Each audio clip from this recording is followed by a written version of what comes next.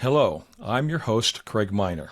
Today's Toxic PFAS Situation Report is to teach you how to stop consuming poisonous PFAS.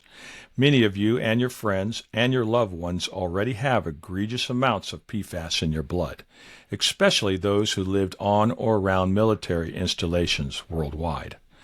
My urgent message to you today is to stop consuming and handling PFAS. My guest today is Marguerite Adelman from the great state of Vermont with the Women's International League for Peace and Freedom, U.S. section, and she is going to teach us what we need to know about forever chemicals to protect ourselves, our families, and our friends. So please welcome Marguerite. Thank you, Craig. I'm thrilled to be here. Awesome. Good to see you on the big screen. Why are you teaching everybody about PFAS, and what's your passion here? Well, I think my passion is my grandchildren. I realize now that I'm older, and PFAS, as I've started to learn about it, is not as likely to affect me as it is the younger generation, because these are forever chemicals, and they are in our environment. We don't have yet a remediation technique that will get rid of them. And so my concern is for future generations. We have to ban and stop using PFAS now. Okay, so this is the beginning of your presentation. Marguerite, you take it away. I'm happy to. I want to begin by saying I'm not an expert or a scientist. And my interest in the topic of per and polyfluoroalkyl substances really began with my work with the Women's International League for Peace and Freedom. I'm a not-for-profit administrator with extensive grant writing background.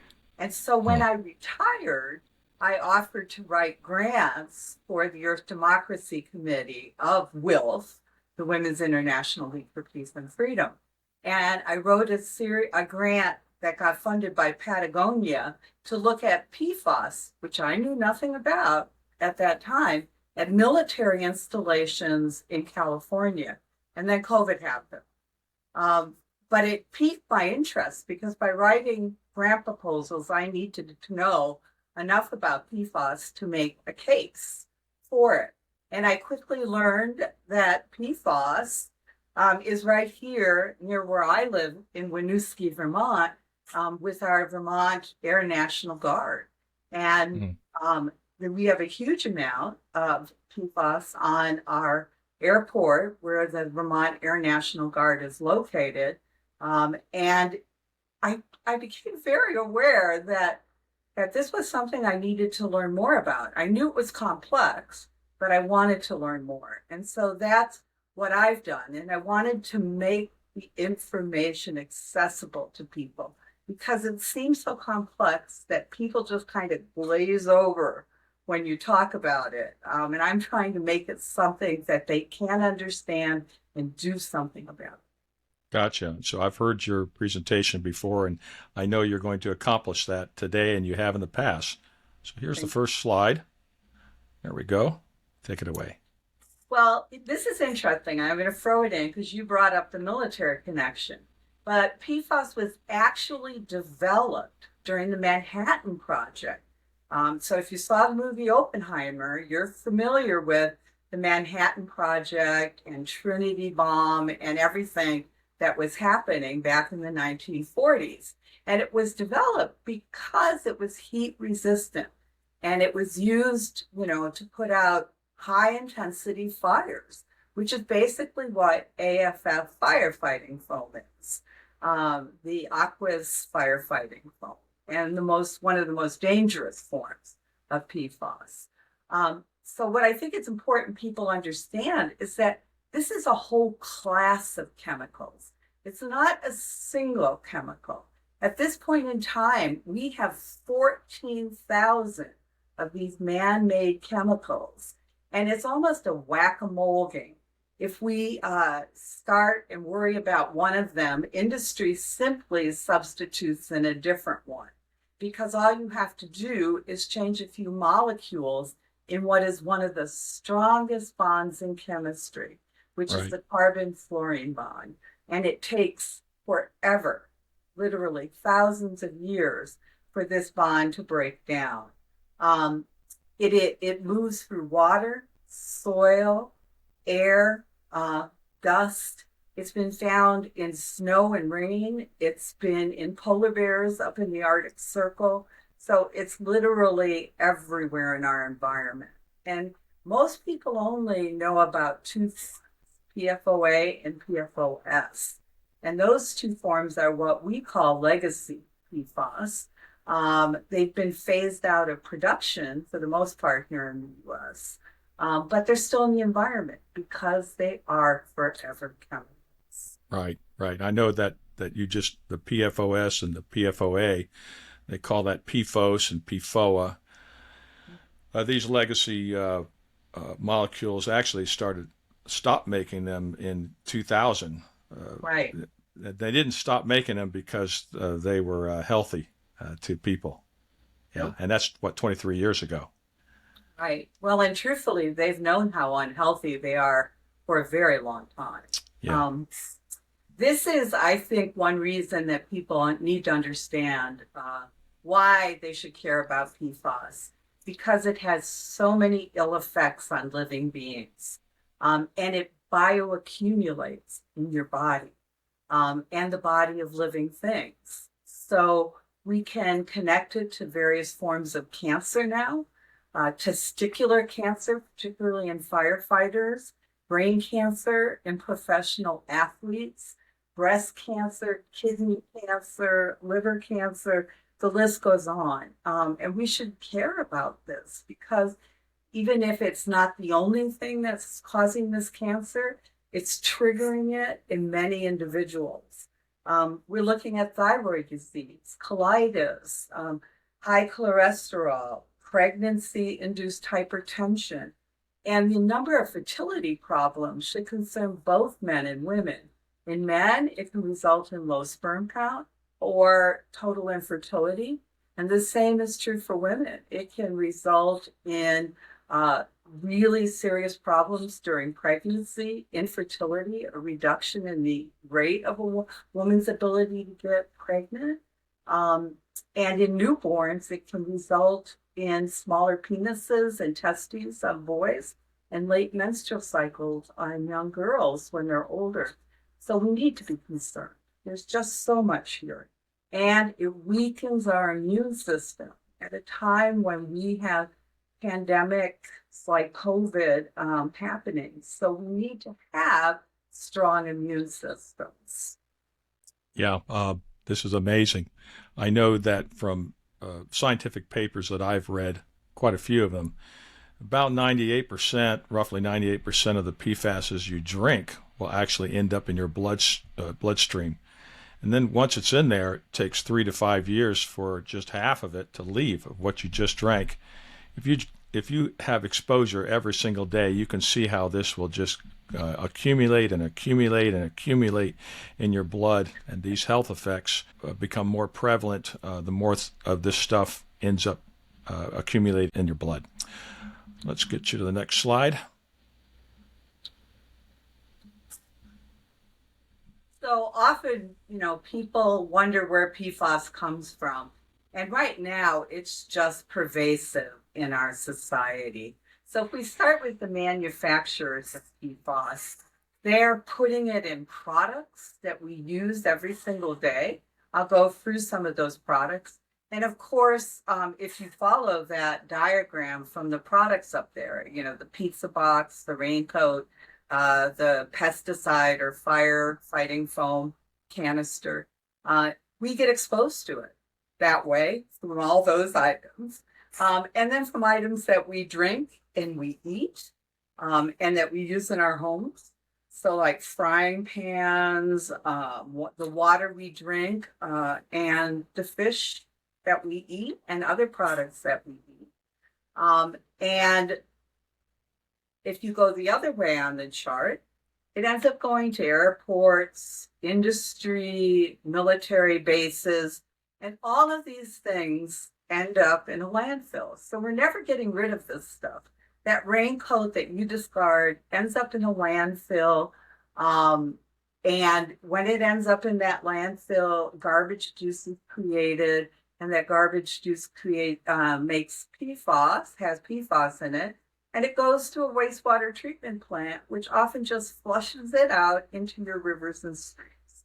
Right. So this is a cycle, a circular cycle where we never get rid of this stuff. It just is there all the time. Yeah, amazing. This, I know this chemical with the fluorines connected to the carbon bonds. It does not occur naturally, never has. And you brought up the fact that it was made back, Manhattan Project. They probably knew a little bit about before then. All that to say is that once this gets in there, this stuff is like a rock, and it just keeps cycling around. Right, exactly. So, what are some of the products that contain it? This is what people need to know. And I'm going to tell you later how you can find products that don't contain PFAS.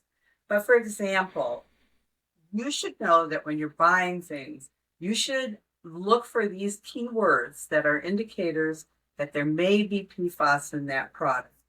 Non-stick is an indicator. Water resistant, stain resistant, grease resistant, long lasting, and heat resistant. All those words, if they're advertising a product, there's a good chance PFAS is in it. And we've been adding PFAS now to almost every product that we use. And you're going to be surprised by some of these. Sunscreen, 67%. Cosmetics, 48%. We hope to pass a law here in Vermont in the next legislative session banning PFAS from cosmetics. Personal care products, dental floss, contact lenses, toilet paper, shampoos, and female hygiene products that are so close to our bodies, like tampons and pads. A lot of food now contains PFAS because PFAS is in our soil and in our water. So fish bioaccumulate just like we do PFAS from the water that they swim in.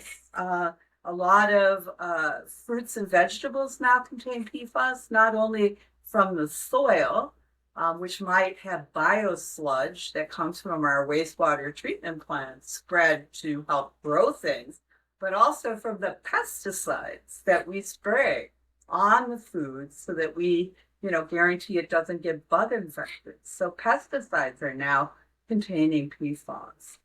Cleaning products, bug repellents and pesticides, cookware and food containers, all those cookware, Teflon was PFAS. But you still see when you go to buy things non-stick, and it'll say has no PFOS or PFOA, PFOS or PFOA.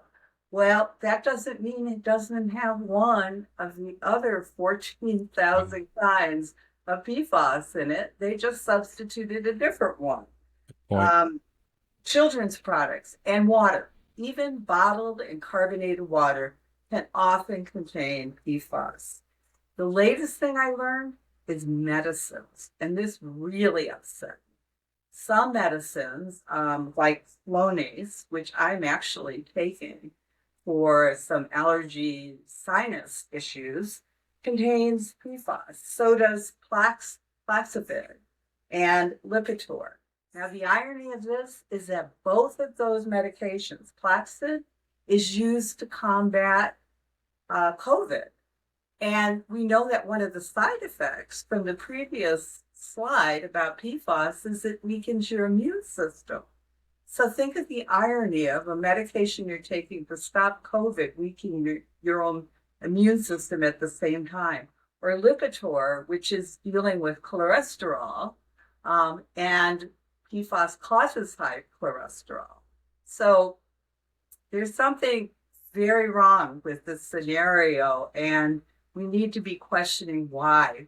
We need to use PFAS. Europe has already looked at safer alternatives, and they have lots of safer alternatives that could be used in place.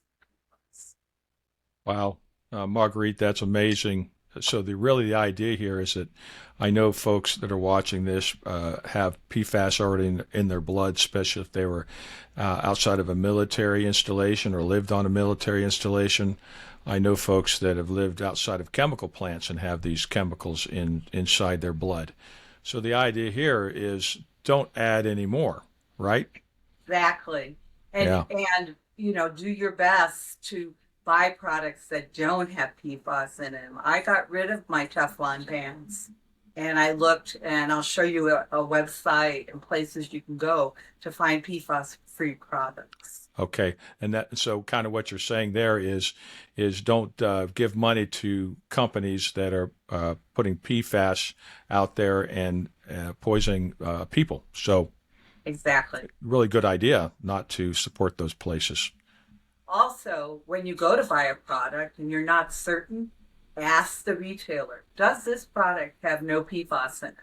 Because at the Right. same time, you're educating that retailer. And often they don't even know what's in their products. But the more individuals who ask and demand to know, the more we will be informed and the more we have a chance that American industry will follow with what a lot of European companies have done, which is join a campaign to ban PFAS from their own Yeah. products. Very nice. I see why your passion is for your grandchildren. Same for me. We don't want our future generations impacted by this terrible chemical. Exactly. This is exciting news, in my opinion, because the EPA has not addressed drinking water standards in, I don't know, many, many years. They haven't even set enforceable standards. The EPA's previous standard for PFAS in our drinking water was more of a recommendation of 70 parts per trillion. And I want to make clear what we know about PFAS now. 70 parts per trillion, just think 70 drops, okay? One drop is equal to being poured into, well, it's toxic. If you pour it into 20 Olympic-sized swimming pools, one drop, okay? So the EPA has suddenly changed its health advisory standards for PFAS. And they basically said that the two that we call the legacy PFAS have what are called health advisory levels. So for PFOA, it's 0.004 parts per trillion, or way less than one drop, okay? Wow. And PFAS, the health advisory level is 0.02 parts per trillion. Once again, we're talking, there shouldn't be any in your water, pretty much. But because we cannot test reliably below 4 parts per trillion across the whole country, when the EPA, which is proposing new drinking water standards for PFAS, they said that, well, since we can't reliably test that low, we're going to say that you shouldn't have more than 4 parts per trillion of PFOA or PFOS in your water. Think about that for a health advisory, lifetime health advisory. So it's almost nothing, okay? But their new standard puts it up there at 4 parts per trillion. And the enforceable limit is going to be for 4 other chemicals, which are listed there, and they're going to do a health index of those 4. Keep in mind, there are 14,000 forms of PFAS, and we in the U.S. are regulating 6 of them, just 6. And you should be thinking about that because water tests, and I'll show you a little later how you can find out what's in your water, are showing that there are many, many more forms of PFAS that we should also be concerned about. In fact, the European Union is trying to ban 10,000 forms of PFAS, which is basically a ban on PFAS.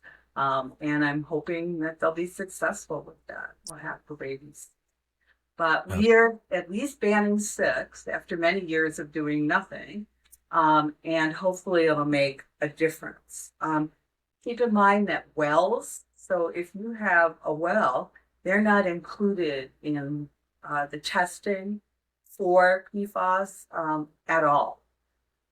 And because we can't test so low, if your water test comes back and it says non-detect for various forms of PFAS, that doesn't mean you don't have PFAS in your water. So that's something to keep in mind, because you could have it below 4 parts per trillion and it would still be too hot in general for your lifetime health advisory for PFAS. Wow. Yeah. But this is a step forward. I have to say that.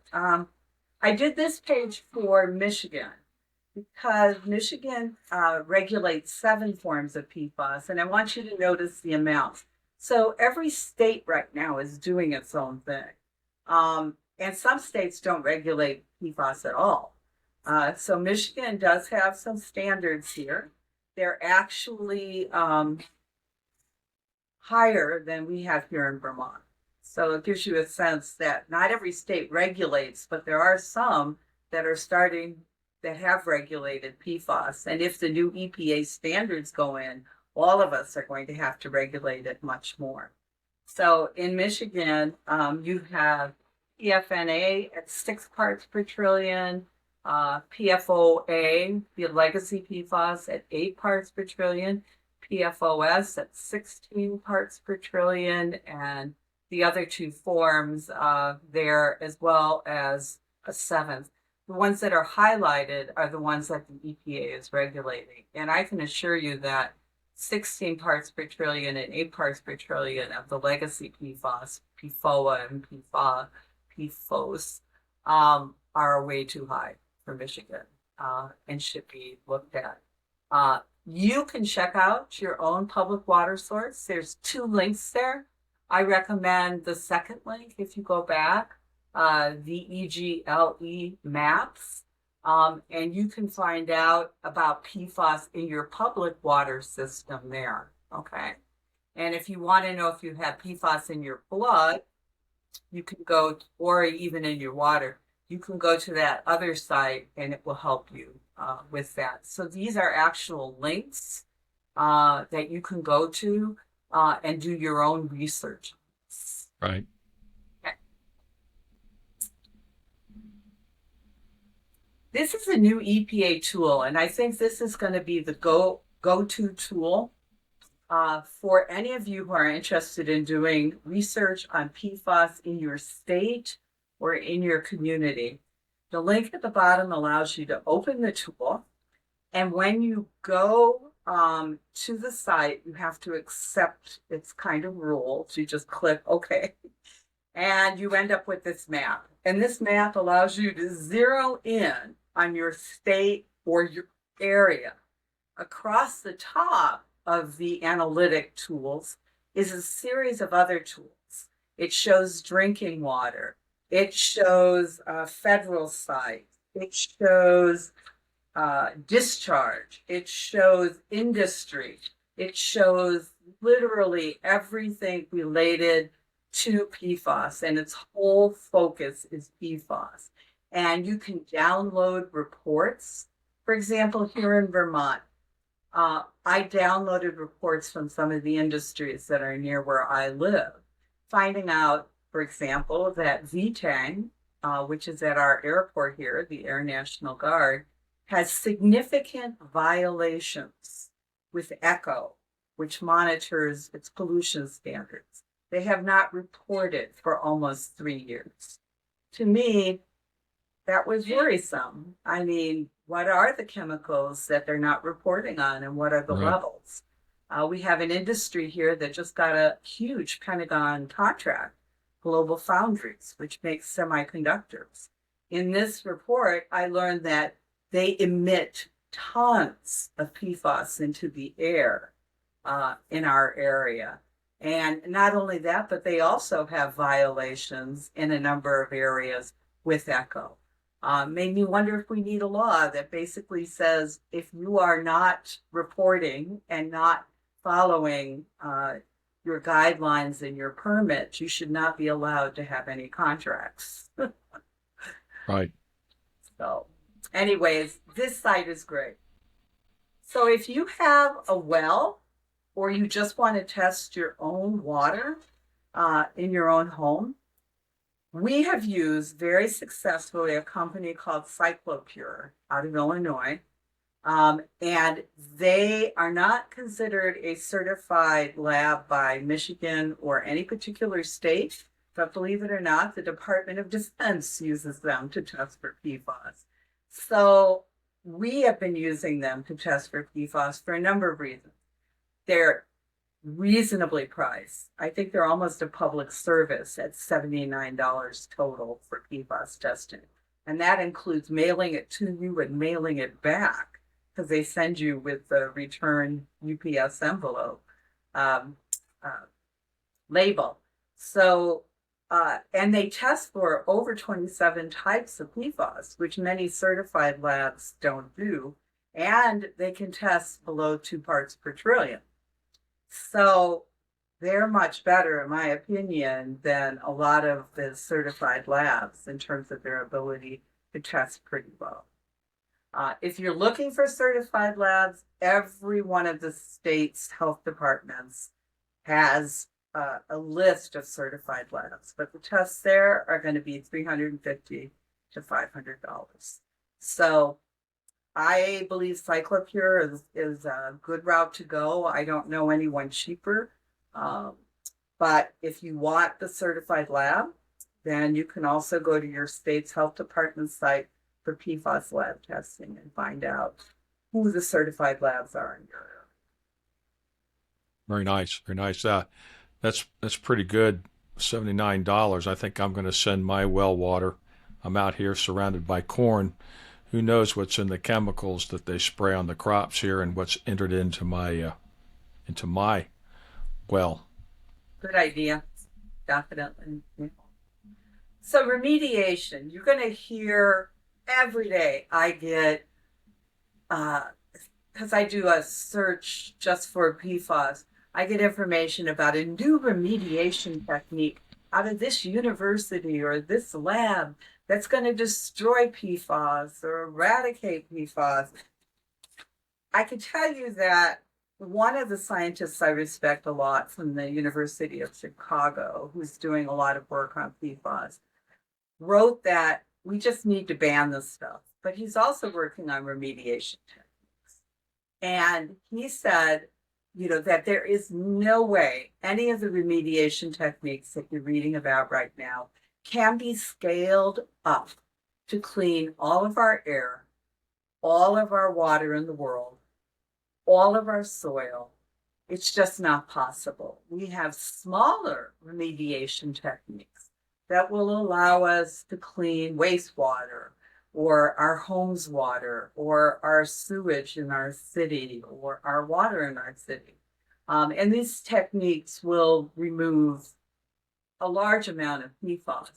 But the truth is, then we just flush it back into the environment. So these things have to be continuously used. It's not like we're getting rid of PFAS. We just, every time we want to send water out to your house, we have to remediate it. And same with everything else. So some of these techniques that you probably know about are carbon absorption, ion exchange, resins, and also nanofiltration or reverse osmosis. All of them are reliable. For a private home, these could be quite expensive. There are other things you can do. There are pitchers that you can buy from various companies that will filter the water that comes out of your tap for your drinking water. The cheapest remediation system for a home I found is on here. It's a spring well whole house water filtration system. But if you're interested in this and you want to look into it, there's the government website, and below it is information about one system that is relatively affordable. I want to point something out.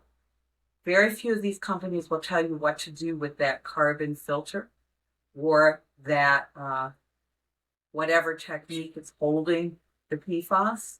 And the truth is that it doesn't disappear. It's not destroyed. It's still in that filter. It's still in that resin. It's still in that nanofiltration system. And all of those need to be changed regularly. So if you don't change your filter, you're not cleaning your water. It has to be changed on a regular basis. So what people do with those filters often is simply throw them in the garbage. They end up at a landfill and they come back into the environment. And this is what we mean by forever chemicals. We just move it from place to place to place. We're not getting rid of it. We're just moving it. Wow. Wow. I know. It makes you feel like, oh no. Yeah. But I think that's why in our coalition here in Vermont, with our group, the Vermont PFAS Military Poisons Coalition, is working to ban PFAS. Right. It's just a shame that it takes so much to get a law passed and to get something done. And, you have to keep chipping away. And it's not a good strategy to just ban 6 forms of PFAS because eventually we're going to have to ban them all. It's just the truth of it. So it's only logical. So this is kind of the core of the presentation. How can you reduce your risk from PFAS, you and your family? That first website listed there is a wonderful website. That website will give you some of the same things I've just told you, which is basically you need to be thinking about those key words I told you about. You need to be looking at, water resistant, heat resistant, stain resistant, grease resistant. Getting rid of those Teflon frying pans or those PFAS frying pans is absolutely crucial. And if you care about economic justice issues, don't donate them to the Goodwill, because guess who gets them then? Somebody who's low income. Not always, but often. And also throwing them into, the garbage isn't a solution. We don't have good ways yet to get rid of these things. So The truth is, once they're scratched, they are leaching PFAS into everything that we cook. Go cast, cast iron. So Yeah. my takeaway here is that you everybody who's watching this needs to understand and look for and know where PFASs are, and stop consuming them, stop handling them. These are the sites to get you knowledgeable. But if you knew that arsenic was in your water, you wouldn't drink it. Or if it was any products that you bought or anything you were handling, you wouldn't drink it. You wouldn't give it to your children. You wouldn't give it to your friends.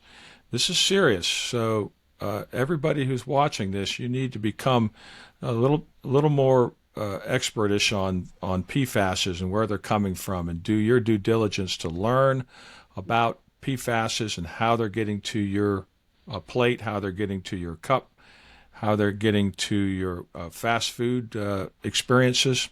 So please take a look at these sites that Marguerite has provided here for us. Yeah, and I would just say, watch for the false advertising. When I went to shop for new pans, they would say things like, no PFOA or PFOS, but they still could have other forms of PFAS. So you really need to do the correct homework. And if you're looking for things, glass is much better. So glass cookware, stainless steel, cast iron, even though it's heavy. These are much better choices and much healthier choices in the long run for your cookware. And there are places, I'm going to say that many of the places on the list for clothing, for example, that doesn't contain PFAS, or furniture and rugs that don't contain PFAS, are not American companies. So we need to pressure the companies that we really, really like. We need to ask them, you have PFAS? I won't buy your product unless you get rid of PFAS. Because Right. we have economic power as consumers. And there is absolutely no reason that we can't be demanding PFAS-free products. You should, when you go to a restaurant or when you go to the grocery store, you're much safer buying organic. I know it's more expensive, but chances are it's not going to have as much, if any, PFAS in it. Right. So you're going to be safer. And when you go to a restaurant, ask for organic foods because even restaurants need to understand that a lot of, what they're serving may have PFAS in it and that they can do a better job. It's going to be inconvenient for us. Our lives are not going to be as simple. But on the other hand, we'll have future generations. And somehow I think a little sacrifice on our part is much more important than, having a pan that cleans up quick. Right. Okay. So this is your last slide, resources you can use. So again, this is the same idea, more information that you can research on your own and find out about this poisonous PFAS. Exactly. Military Poisons is our website with the Women's International League for Peace and Freedom. EWG is the Environmental Working Group, and they have a huge number of great resources. You can subscribe to them for nothing, and you'll get great information.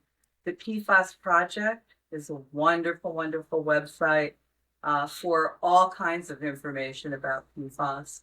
Safer States is a legal website. So if you're interested in the laws in your state, all you have to do is click on your state and you can see what laws currently exist. So if advocacy is your thing and legislation, this is the place to go to see what bills they're considering and to advocate with your legislators to pass those bills or to write some new bills.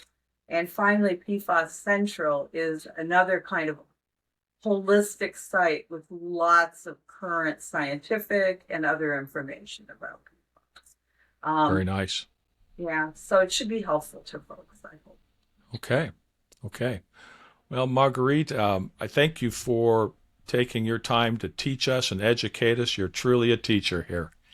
I want all viewers to know that this is why this Toxic PFAS channel is here, so that you can keep abreast of all the knowledge that associated with PFAS. I will be presenting those sort of things here over time. So anything else you'd like to add, Marguerite, how people can get a hold of you? What do you want to say before we close? I would just say that we do have some YouTube videos though. So for example, if you went to YouTube and you Googled or searched for PFAS in Vermont, you would come to an even more detailed presentation that actually shows you how some of these links work. Very good. And I'll put those in the description so that good. people Okay. can get to those inside this briefing. So there'll be all those relevant ones that you have. Make sure I have them. I'll put them in the description for you. Wonderful. And Yeah. I would also add that if you have questions or there's something you want to know more about, you can write to me at the email address, which is pfasinfo lowercase at wilfus.org. And I'm happy to answer those questions and get information back. Perfect. Perfect. Well, Marguerite, you're awesome. We all appreciate the work you've done here to educate all of us on PFAS. We'll have you back again on some specific topics. I can see that already as this channel grows. So you have a wonderful day, and we'll see you next time. Thank you, Craig. It was a pleasure.